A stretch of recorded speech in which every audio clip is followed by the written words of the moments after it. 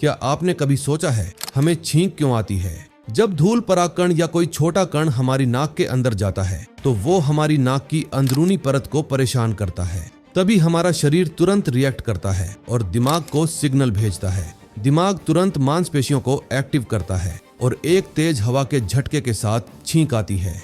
एक छींक की रफ्तार 160 किलोमीटर प्रति घंटे तक हो सकती है।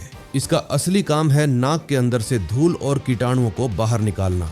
तो अगली बार जब आपको छींक आए, समझ लीजिए आपका शरीर खुद को साफ और सुरक्षित रख रहा है।